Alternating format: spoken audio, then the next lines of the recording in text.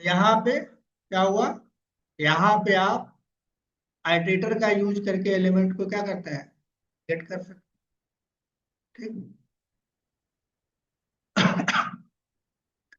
अब आप किसी एलिमेंट को क्या करना चाहते हैं, रिमूव करना चाहते हैं, हटाना चाहते हैं भाई, हटाना चाहते हैं तो हटा सकते हैं। कौन सा मेथड है, remove. Remove the element from the array list, ठीक है। तो एल डॉट रिमूव कह रहा है कि दो तरीके से रिमूव कर सकते हैं, इंडेक्स नंबर देंगे तब भी रिमूव हो जाएगा, और ऑब्जेक्ट का नाम बताएंगे तो भी हो जाएगा। तो कोई भी तरीका यूज कर सकते हैं, नाम से भी कर सकते हैं और नंबर से भी कर सकते हैं। तो हम नाम से करते हैं, तो नाम में मान लीजिए मुझे एक कोड जावा दो बार है, एक पहले बार भी है यहाँ और लास्ट में है। तो ये मैं इसे हटाना है मुझे, तो मैं क्या करूंगा, इसको नाम दे दूंगा यहाँ पे मैं दे दूंगा। ये क्या करेगा, रिमूव कर देगा। रिमूव करेगा, हमको कैसे पता चलेगा रिमूव है, हम साइज चेक कर रहे हैं। तो साइज पहले 6 आ रही थी, अब कितनी आनी चाहिए, 5।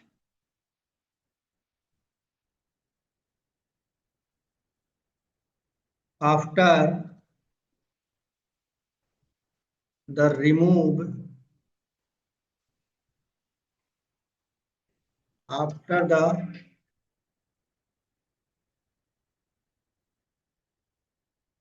After the removing the element array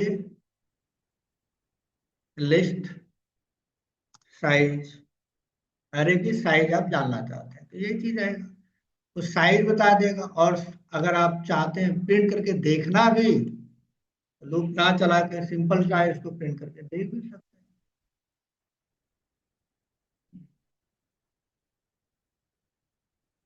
after removing the dynamic array list, removing the removing the element dynamic array list, ठीक है। तो वो एरे लिस्ट आपको दिखा भी देगा।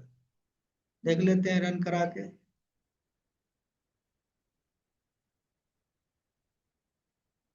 साइज कितना हो गया, 5 हो गया। और आपने कोर जावा को रिमूव किया, लास्ट वाले को, ठीक है। एडवांस जावा, ठीक है। अच्छा, पहले से शुरू से देखेगा, लास्ट वाला नहीं, शुरू वाला देखेगा। शुरू में उसको मिल गया तो शुरू वाला डिलीट कर देगा, ठीक है। लास्ट वाला है, लास्ट वाला अगर आपको रिमूव करना हो तो क्या करना पड़ेगा, यस। अगर लास्ट वाला डिलीट करना है तो इसका इंडेक्स नंबर देख लीजिए क्या है, 5 है, तो यहाँ पे 5 दे सकते हैं तो लास्ट वाला हो जाएगा। इंडेक्स नंबर आप दे दीजिए।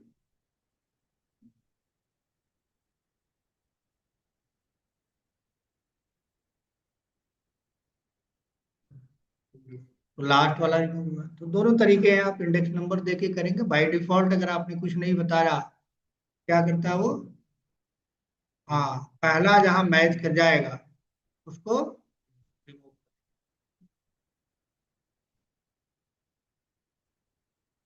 है तो क्लियर, क्लियर अभी बताया ना। अरे भाई ये बताया, क्लियर नहीं है, क्लियर करोगे तो सब खत्म हो जाएगा। बताएगा ही नहीं, करके देख लो। सब कुछ है भाई, जो आप सोचते हो वो आपसे पहले 40 साल पहले बन गया है, आपसे, आपके पढ़ने से पहले बन चुका है, ठीक है। रिमूव हो गया, अगर रिमूव हो गया तब गायब हो गया सब। अब गायब हो गया तो साइज है, मिलेगा ही नहीं तुम्हें।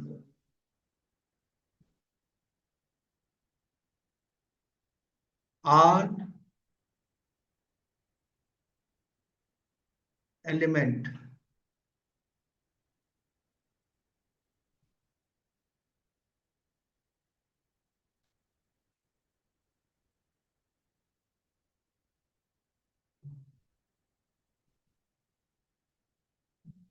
रिकॉर्डिंग हो रहा है ना? है? किया था ना मैंने ऑन। आवाज नहीं है? चल रहा है।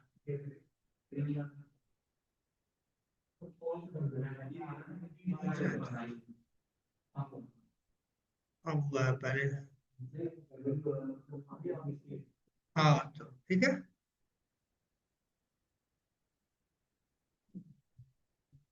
ये अब इसको रन करा के देखोगे तो साइज नहीं मिलेगा।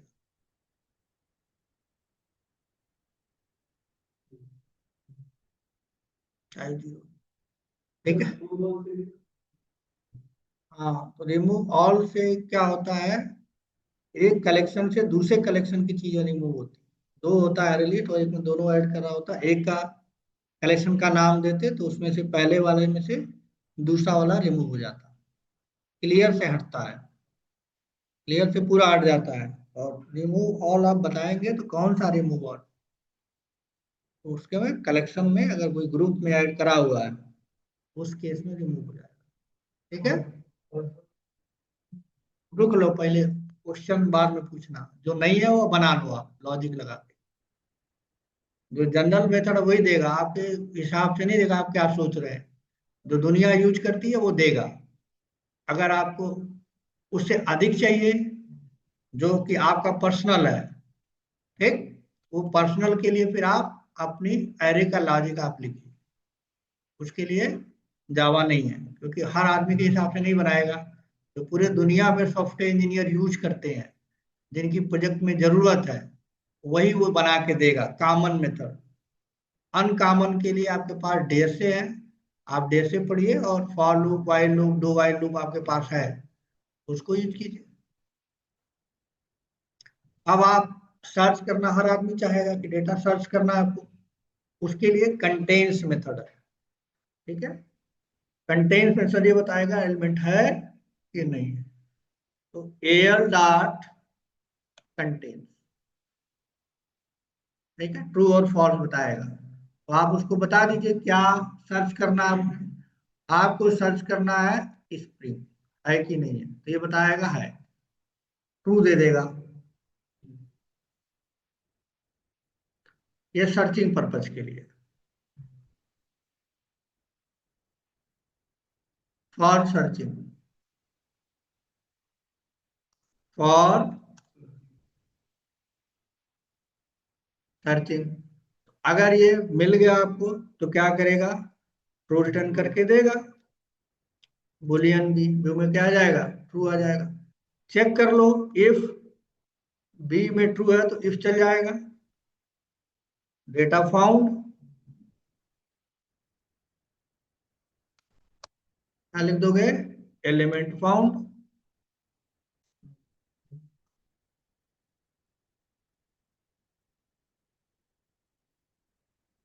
अगर नहीं है, नॉट फाउंड। इतना ही बताएगा।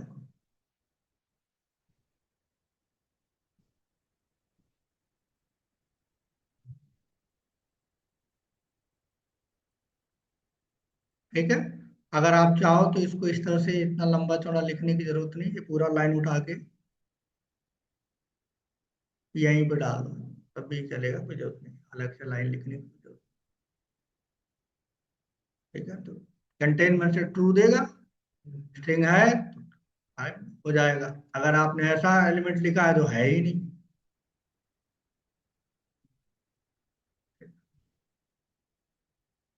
मैं स्प्रिंग को क्लियर किया था। हाँ, ये क्लियर है तो कुछ है ही नहीं है। हाँ, ये हटाओ, क्लियर करोगे तो कहाँ से मिलेगा। तो अब क्या हो जाएगा, एलिमेंट फाउंड। अगर आपने यहाँ पे दे दिया कुछ और जो है ही नहीं है,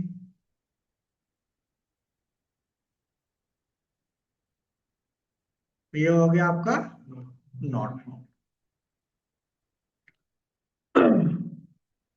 ठीक है। अब यहाँ पे ये आइटेटर के थ्रू जो ये है आपका आइटेटर, वो ऑर्डर में जो डेटा को क्या करता है, डिस्प्ले करता है, पहला फिर दूसरा फिर तीसरा फिर चौथा, ऐसे करता है ना, इस तरह से करता है। आपके पास मैंने आपको जब कोर जावा पढ़ाई थी तो आपको एक चीज पढ़ाई थी, एडवांस फॉर लूप। उस एडवांस फॉर लूप में भी आपने देखा था कंडीशन देने की जरूरत नहीं होती। तो अगर आप चाहो तो इसको, इस एरे को, एरे लिस्ट को, ठीक है, आप और एडवांस फॉर लूप से भी यूज कर सकते हो। जब मैंने आपको लूप पढ़ाया था तो मैंने कहा था कि जब एडवांस फॉर लूप जब आएगा टाइम तब बताऊंगा, तो एरे के साथ मैंने एडवांस फॉर लूप आपको पढ़ाया था।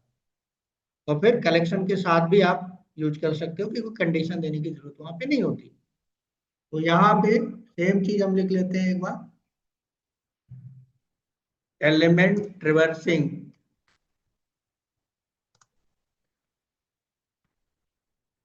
ट्रिवर्सिंग यूजिंग फॉर ईच लूप,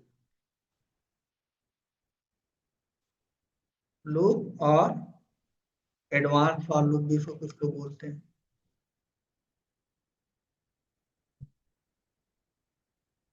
ठीक है, इस तरह से भी आप कर सकते हो। एक मैसेज डाल दो,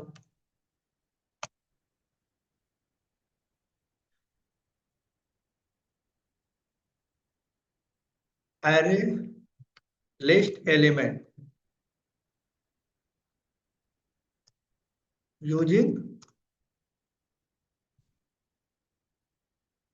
फॉर ईच। ठीक है, तो इस एडवांस फॉर लूप के कितने पार्ट होते हैं, दो पार्ट होते हैं, फॉर लिखते हैं और बीच में कॉलन लगता है। जहां डेटा होता है राइट साइड में लिखते हैं, डेटा कहाँ है, एल के अंदर है। ठीक है, और यहाँ रख लो, किस टाइप का निकालेगा, जिस टाइप का है ऑब्जेक्ट टाइप का ये निकालेगा। ठीक है, ऑब्जेक्ट टाइप का निकालेगा, तो डेटा क्या है, या इसको इस तरह से करो आप, ओबीजे। ठीक है, समझना आसान रहेगा। तो ओबीजे है, ऑब्जेक्ट टाइप का है। आपको किस में चाहिए, स्ट्रिंग में, क्योंकि आपका तो स्ट्रिंग है, तो यहाँ पर टाइप कास्ट कर दो। ठीक, तो आप स्टोर कर सकते हो कहीं पे, डेटा नाम के वेरिएबल में स्टोर कर लो। किस टाइप का डेटा, स्ट्रिंग टाइप का, ये डेटा स्टोर हो जाएगा। अगर आपको प्रिंट करना है तो सिस्टम आउट प्रिंटलर आपके पास है ही, प्रिंट करो।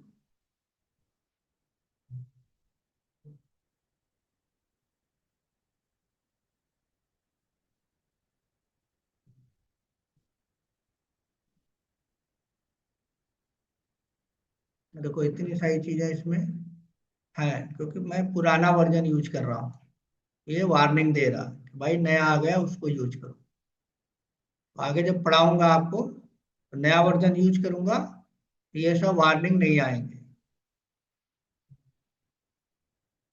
थोड़ा सिंटेक्स में क्या किया गया है, बदलाव किया गया है।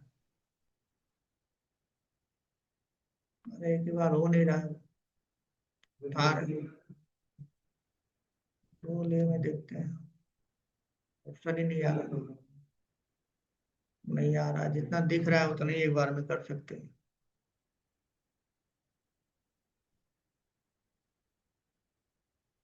चलो कोई नहीं, ठीक है, ये आपका क्या हो गया, इस तरह से आप क्या कर सकते हो, देख सकते हो जरा रन करा के।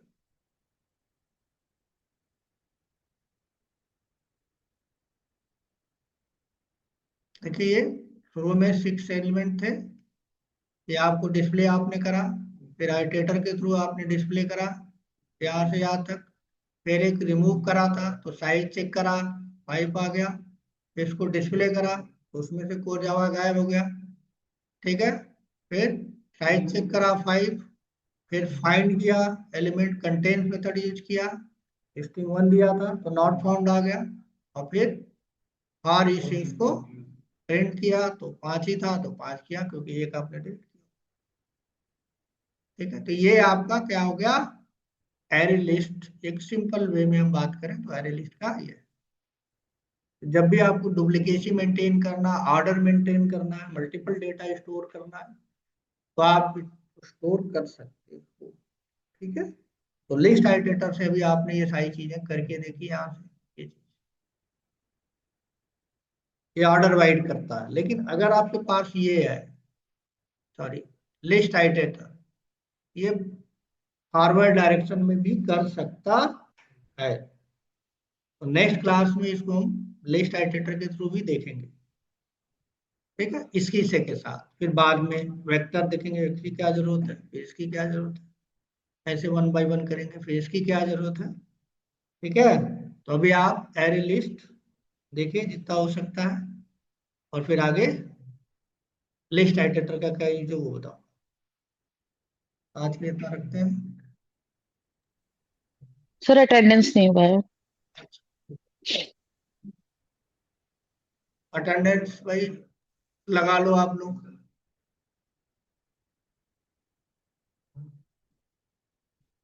अच्छा, कल का सीन क्या होगा आई डोंट नो। कल पहली तारीख है, क्लास चलेगी नहीं चलेगी मुझे नहीं पता। तो जैसा ही कंफर्म होगा मैं ग्रुप पे डाल दूंगा। ठीक है, तो आप लोग, नहीं होगा तो नहीं आइएगा, होगा तो आइएगा, जैसा होगा। या हो सकता है हम ही ना आए, फिक्स नहीं है। जैसा होगा मैं ग्रुप पे डाल दूंगा। ठीक है, इसको स्कैन कर लीजिए आप लोग।